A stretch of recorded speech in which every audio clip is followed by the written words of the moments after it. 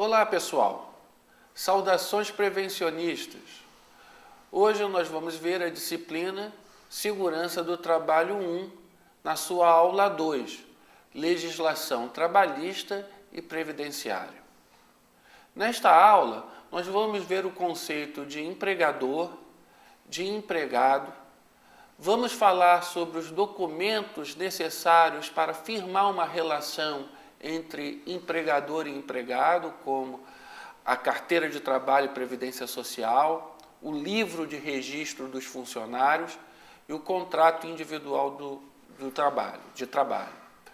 Esse contrato, nós também vamos falar que eles podem ser suspensos ou interrompidos. Vamos falar da jornada normal de trabalho e das férias. E vamos finalizar com a legislação previdenciária, falando dos benefícios auxílio-doença e auxílio-acidente. Vamos lá? Bom, primeiro vamos definir empregador. O empregador é toda empresa individual ou coletiva que assume o risco da atividade econômica, admite, assalaria e dirige a prestação pessoal de serviço. Então vamos esmiuçar um pouquinho essa definição. Ora, quando eu falo assume os riscos da atividade econômica, o que eu estou querendo dizer é que o empregado não tem nenhuma responsabilidade com isso. Ou seja, se a empresa vier a ter problemas financeiros ou chegar até a abrir uma falência, o empregado não terá que pagar nada. As responsabilidades é toda do empregador. É ele que assume esse risco. E, lógico, ele é o responsável pelo empreendimento, então ele assume os riscos da atividade econômica, então é ele quem escolhe quem vai trabalhar, então ele que admite o profissional, define em acordo com o profissional quanto ele vai receber, então assalaria esse profissional, e dirige essa mão de obra pessoal de serviço. Quer dizer, quando alguém tem uma carteira assinada, um empregado, ele não pode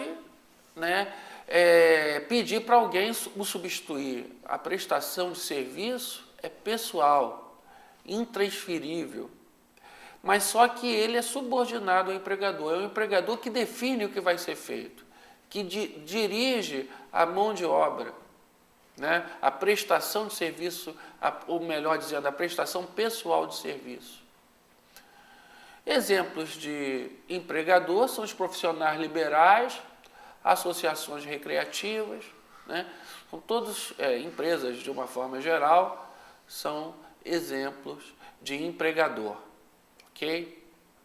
Então, conhecendo a definição de empregador, vamos definir empregado. O empregado é aquele que presta serviço, faz uma prestação pessoal de serviço, quer dizer, ele mesmo presta o serviço, e tem uma onerosidade, ou seja, ele presta esse serviço em troca de um salário. Ele fica subordinado ao empregador, porque é o empregador que define o que ele vai fazer, ele só executa. E esse trabalho tem que ser de natureza não eventual. Bom, nesse momento é importante que a gente defina o que é não eventual. Se um professor, por exemplo, der aula em um colégio todas terças e quintas, isso é considerado um trabalho eventual ou não eventual? Embora não seja todos os dias, é considerado um trabalho não eventual porque existe uma periodicidade. O trabalho eventual é aquele que eu não sei quando que ele vai ser executado. Por exemplo, uma lâmpada queima, eu contrato o eletricista para fazer a substituição da lâmpada. Eu só vou chamar o eletricista de novo quando essa lâmpada queimar de novo. Eu não sei ao certo quando isso vai acontecer. Vai depender de vários fatores. Então, esse trabalho não é um trabalho eventual. Eu chamo quando eu preciso, eu chamo quando eu tenho uma demanda. Não existe uma periodicidade. Então, resumindo, o empregado é aquele que executa um trabalho mediante a um salário subordinado ao empregador, né, de natureza não eventual. Porque aí se estabelece o vínculo empregatício. Então, veja bem, entre o empregador e o empregado, existem relações de trabalho e documentos necessários para formalizar essa prestação, essa relação de trabalho. Quais são os principais documentos? Primeiro, que é um documento que fica de posse do empregado, é a carteira de trabalho e previdência social. A carteira de trabalho e previdência social é onde o empregador vai anotar o salário, a função, as férias do empregado. Ele só anota e devolve em no máximo 48 horas este documento para o empregado. Esse documento tem que ficar de posse do empregado. O empregador só fica com ele no período em que ele está fazendo as anotações. Então, a carteira de trabalho e previdência social é um documento que pertence ao trabalhador, ao empregado. Nessa relação entre empregado e empregador, outro documento importante é o livro de registro dos funcionários. Esse sim, já é um documento que pertence ao empregador. O empregador tem um livro onde ele registra todas as informações de todos os funcionários que ele tem registrado em carteira, ou melhor dizendo, que ele assina a carteira de trabalho. Então, é o controle do empregador na relação de trabalho e emprego. Outro documento importante dessa relação trabalho-emprego, empregado-empregador, é o contrato individual de trabalho.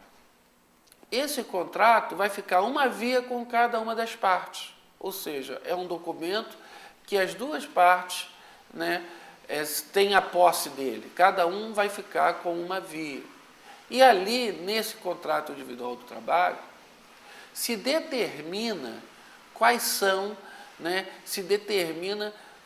as atividades que o empregado vai executar, quando vai se iniciar a prestação de serviço, de quanto em quanto tempo ele vai ter as férias, embora isso já tenha uma periodicidade pré-determinada, está tudo isso definido no contrato de trabalho. E as normas definidas no contrato individual de trabalho não pode ir em contra, ou seja, não pode ser contrária às normas legais, né? Tem que seguir as determinações das leis. Ou seja, para a gente ser lícito, né, para ser válido um contrato individual do trabalho, tem que ter a capacidade.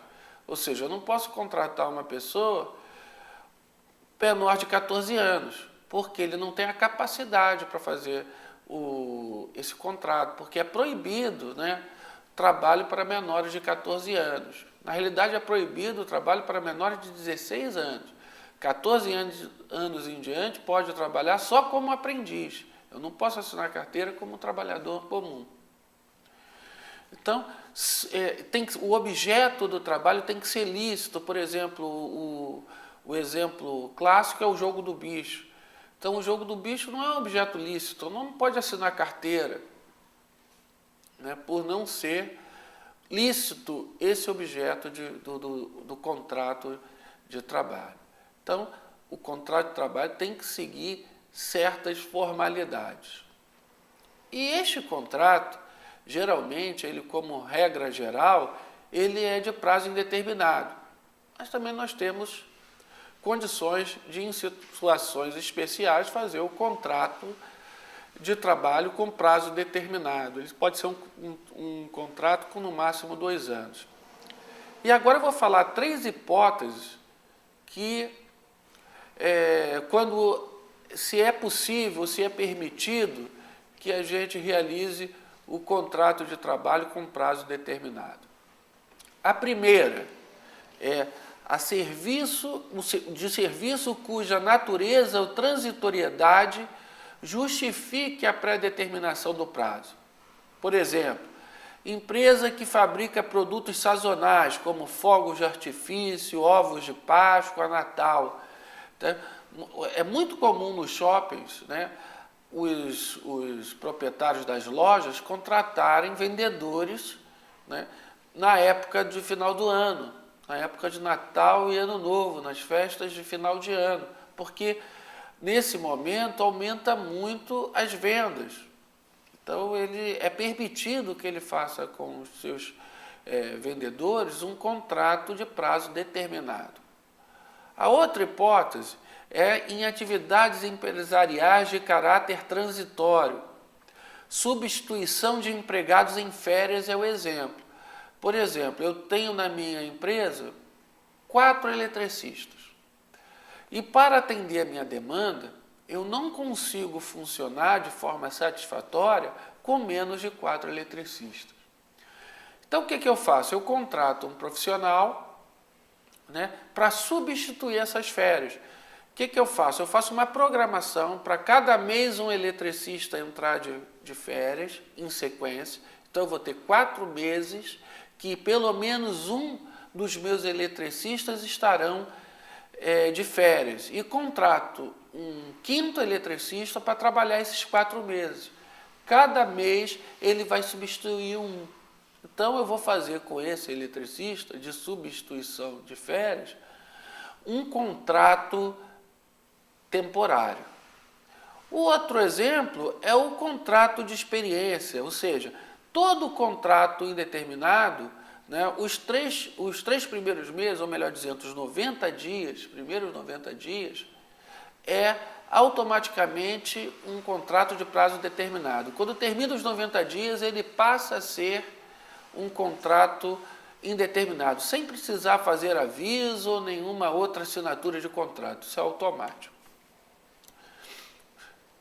Bom, como nós já vimos os documentos necessários para a relação de trabalho, a relação entre empregado e empregador, que é a carteira de trabalho e previdência social, o livro de registro dos funcionários, e falamos agora sobre o contrato individual de trabalho, é importante falar uma característica desse contrato. Esse contrato individual de trabalho pode ser, dependendo da situação, considerado interrompido ou suspenso. Então, vamos falar agora da interrupção ou suspensão do contrato individual de trabalho. Tanto a suspensão como a interrupção do trabalho, não existe prestação de serviço. Só que no caso da suspensão, não existe serviço, prestação de serviço, mas não existe também pagamento de salário, nem pagamento de tributos, encargos. Essa é a suspensão. A interrupção é quando eu não tenho prestação de serviço, mas eu pago salário, ou se não pago salário, pelo menos eu faço o pagamento dos encargos. Essa é a diferença da suspensão para a interrupção. Mas para ficar mais claro, eu vou dar alguns exemplos sobre suspensão de trabalho e outros sobre interrupção de trabalho. Vamos então. Na suspensão do trabalho, eu tenho como exemplo a licença não remunerada. O que isso quer dizer? Você consegue, por exemplo, isso é muito comum no serviço público, você consegue, por exemplo, uma bolsa para estudar fora do país. Então, você suspende o seu contrato de trabalho, você não recebe salários, não presta serviço, mas não é rescindido o contrato, ele é apenas suspenso. E você sai do país, faz os seus estudos, né? Utiliza da bolsa que conseguiu e retorna um tempo depois. Quando você retorna, o contrato volta a ser ativo. Mas esse tempo sequer é contado para a aposentadoria, porque é uma suspensão, não tem nem pagamento de encargos. O outro item é, por exemplo, o auxílio-doença após os 15 dias de afastamento. Olha só, depois do 15º dia, eu não mais recebo salário. Tudo bem que eu recebo auxílio-doença, mas recebo do INSS. Nós estamos falando da relação empregado-empregador. Então, do contrato que essas duas partes têm. Então, o que acontece? Quando eu estou no auxílio-doença, eu não estou recebendo salário. E também não estou prestando serviço. Então, o auxílio-doença é um caso de suspensão de trabalho. Porque eu recebo, mas recebo ou recebo do INSS, eu não recebo do empregador. A suspensão disciplinar, por exemplo, o profissional, ele comete uma falha grave e ele é suspenso. Então, nesses 3 dias, por exemplo, se ele for suspenso por 3 dias, nesses 3 dias ele não existe a prestação de serviço e nem pagamento de salário, ele é descontado desses 3 dias. Então, é um exemplo também de suspensão do contrato de trabalho. O outro é suspensão para inquérito do estável, ou seja, quando um trabalhador está sendo investigado por alguma irregularidade no seu trabalho, ele é suspenso, deixa de receber salário, deixa de trabalhar, até que o inquérito termine. Então, também é uma suspensão do contrato de trabalho. Exercício de cargo público não obrigatório. Então, o profissional está trabalhando normalmente numa empresa e recebe o convite, por exemplo, para ser secretário em algum governo municipal. Ele pode suspender o trabalho, porque enquanto ele estará assumindo a função de secretário municipal ou estadual, ou até nível federal, vai depender do que ele vai estar assumindo um emprego público, uma função pública, ele não vai receber no antigo trabalho, onde ele tem um contrato individual de trabalho, o salário e nem vai prestar serviço. Então, ali, nesse caso, também é uma suspensão do contrato de trabalho. Participação em greves sem salários. Quer dizer, quando a greve é considerada ilegal, você não tem o pagamento de salários. Então, você também não existe a prestação de serviço, então também é considerado uma suspensão. Desempenho de cargo sindical, se houver afastamento. Porque a participação na diretoria, por exemplo, de um sindicato, não é pré-requisito que você se afaste do trabalho. Você pode assumir, melhor dizendo, as duas funções. Só que existem sindicatos de grande porte que exigem a dedicação integral do profissional. Então, para ele assumir a diretoria de um sindicato desse, ele vai suspender o contrato de trabalho na empresa onde ele tem esse contrato firmado. Ele não vai fazer a prestação de serviço, não vai receber salários e nem a empresa terá a obrigação de pagar encargos.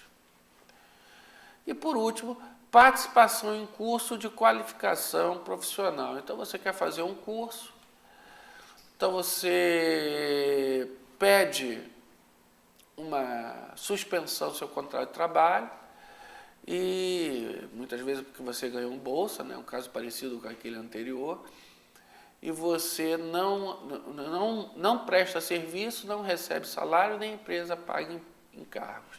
Esses são os exemplos de suspensão do contrato de trabalho.